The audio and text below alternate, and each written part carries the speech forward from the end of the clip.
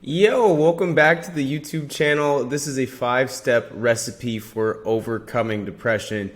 Depression is something that I have dealt with for a very long time, and it's funny because some of the happiest people you'll ever meet will be some of the saddest behind closed doors.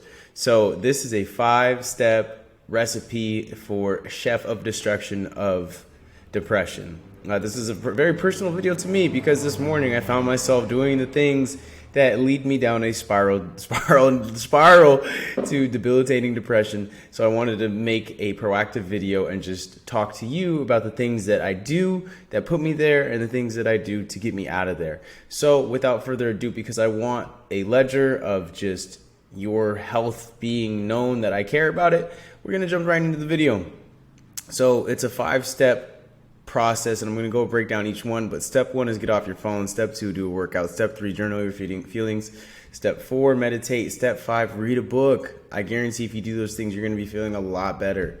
So step 1, get off your cell phone. There's a lot of script on the screen right here. I just use AI to create it, but at the end of the day, you got to get off your cell phone. At the beginning of the day, you got to get off your cell phone, especially if you're on Instagram, especially if you're watching all these people that seem super hyper successful, myself being one of them. Don't look at my Instagram page. We all play this game that it's trying to portray this like amazing person that, you know, the world, these are hand-picked events, hand-picked things that we want the world to see. And I'm more open than a lot of other people about depression and sexual inclusivity and all of these other things. But I mean, I still hand-pick, cherry-pick a lot of things. Like when you get to know me on a more personal level, you'll see that Instagram is like one sliver of a slice of my life. There's a lot of areas that I feel like a loser or a failure in, and there's a lot of areas in my life that I feel like I'm a superstar in. And this YouTube video is just me being proactive and trying to become a bigger, better, more well-rounded person. So getting off of your cell phone.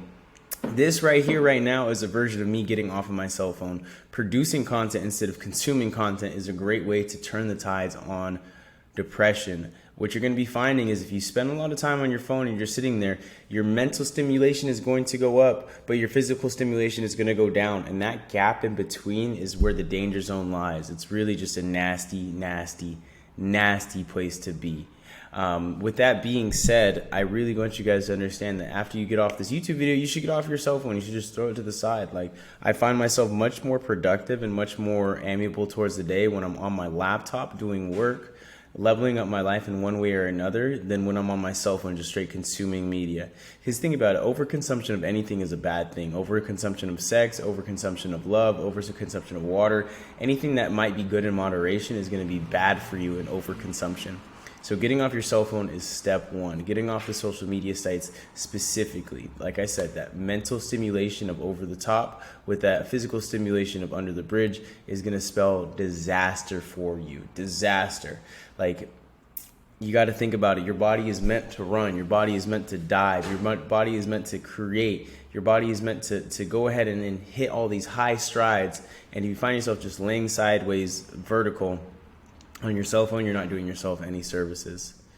Step 2, once you get off of your cell phone or once you stop consuming media, you want to go ahead and do a workout. Like, trust me, if you don't have a gym to go to, you have no excuse not to do 200 push-ups, or even if you're at a lower physical state, 100 push-ups. The reason that you want to do a workout is it increases your vibrational frequency so that you can go ahead and remove yourself from the thought plane that you were at when you're thinking those depressed thoughts. Because depression is just a lower vibrational frequency than what your equilibrium or your norm is. That's what a depression is. A depression in an economic setting is exactly the same, a slump or a lower vibrational frequency of economic value. So going to the workout or doing a workout or getting a pump is so important in what it is that you're going to be able to raise your vibrational frequency, because your frequency is what you frequently see. If you're frequently in low vibrational settings, you know, fast food restaurants, laying in bed, consuming bright visual media on your cell phone, just blasting your synapses with dopamine while you're not doing anything with your body to deserve that dopamine, your circuits are going to get fried. And when your circuits get fried, they're going to start thinking negative thoughts because they're on low power mode. When you're on low power mode, that's where those suicidal thoughts come in. That's where those dangerous thoughts come in. So these are thoughts that I've dealt with a lot in the past, and this is just a recipe to go ahead and avoid those. So after this, I'm going to go definitely do a workout. I need to get out of the house. I need to get out of this, four-walled, sometimes it's a prison, sometimes it's a palace, just depending on what your perspective is. But doing that workout and doing them consistently, there's no excuse not to do 100 push-ups. Like if you want to do 100 push-ups, you could do 10 push-ups a minute for 10 minutes. You do 100 push-ups, I guarantee you're going to be feeling different about your situation. Those problems that you were thinking about before really are not going to be problems. And a good way to shift your perspective on these types of things is that you go ahead and just realize that like the problems that you have are actually a luxury. Like if you have financial problems, you have the luxury to not have to worry about the food that's on your plate. If you're worrying about the food that's on your plate, you're too busy, worrying about that instead of focusing on what's happening on Instagram. So the problems that you have are truly blessings. Like I have a problem of just being overstimulated sitting on my couch looking at Instagram. I am so blessed and so thankful that I have the freedom to be able to go ahead and just sit on the couch and not do anything. Like that's such a blessing. That's such a huge blessing. So going ahead and doing a workout is going to change your perspective. It's going to change your frequency. It's going to change everything that you need to change in order to go ahead and level up your life right there.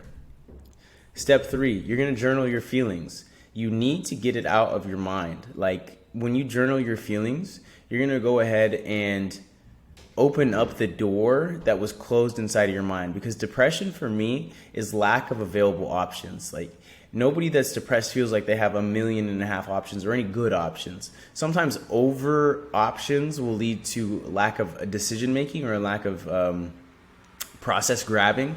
And then that's going to go ahead and cause you to feel overwhelmed and then feel like you have no good options because you have so many bad options. But journaling your feelings, there's this thing that I do called morning pages. And I need to do that more specifically or more consistently. But morning pages is a stream of consciousness writing. I got it from the book The Artist's Way by Julia Cameron. It's an amazing practice. So inside of the practice, you're going to go ahead, take a piece of paper and just journal whatever it is that's on your mind for 3 pages. And you try and make sure that the pen does not stop moving. When you make sure that the pen does not stop moving, you release all of that's built up or pent up inside of your head, inside of your mind. So it's like turning on a valve, just letting everything flow out. And when you release that congestion, what happens is it's such a magical process that you realize that everything that was pent up is so small and so minuscule and doesn't really matter at the end of the day. So journaling your feelings is something that's going to be super amazing, and it's going to allow you to think to a definite end. So many times when we're thinking in depressed states, we're thinking half a fragmented thought here, half a fragmented thought there, half a fragmented thought there, when in reality, when you think to a definite end and you call a line at the end of the sentence and think, okay, that's the conclusive definition of that thought, I can go ahead and move on to the next one now. Then you're thinking in whole sentences and you're producing thoughts in whole sentences instead of just and that's a surefire way to go ahead and get you outside of your depressed mindset. And the thing is too, when you're in a depressed mindset, you can't make decisions very clearly. So you need to go ahead and elevate yourself out. And that's why it's so important for these first 3 steps is to get outside of what it is that you are. Like you have to be able to fly above the trees to get past the trees. I want you to think about the altitude of a plane. It takes a lot to get up into the sky zone, but once you are in the sky zone, then you can start to coast a little bit. So putting all your effort into getting out of that immediate depressed state is going to be super pertinent for you to level up your life. Go ahead and jump down here. Step 4, meditation is super huge for me. I notice that when I stop meditating, my depressed thoughts come back much quicker. But when I'm in consistent meditation mode, and I like to do like at my full peak, I'm at 1 hour and 10 minutes a day. And when I'm at 1 hour and 10 minutes a day, things just line up. Things just find themselves to meet me where I'm at. And I don't have to go searching. I don't have to go chasing. I attract. And meditation has been one of the biggest things for me, biggest life-changing things for me. And I attest it so much to Dr. Joe Dispenza. Like the reason I live in Mexico is meditation. The reason that I had a couple viral videos on the internet is because of meditation. Meditation is so huge and it's so necessary for the evolution of character and the evolution of soul inside of this. It's true mental reflection. When you take the energy that you put out looking, like there's so much of our emotional energy, so much of our physical energy, so much of our spiritual energy going into vision and going into sight, that when you look inside instead of looking outside, quite literally and figuratively, when you meditate, you're closing your eyes and looking inside of your soul instead of opening your eyes and looking outside to the world. Everything happens internally before it happens externally. Anybody that has something that you want has achieved it internally before it expresses itself outwards. It manifests itself externally. So what I want you guys to really understand is that meditation is a necessary practice. It's maintenance for the mind. It's like an oil check or an oil change for the mind.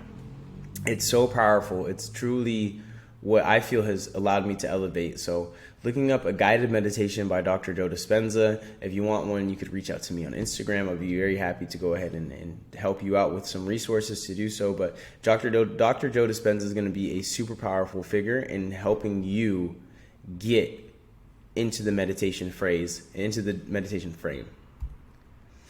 And my step 5 for overcoming depression is reading a book. And taking new information that's not based off of a cell phone is going to be so pertinent for your success in defeating depression.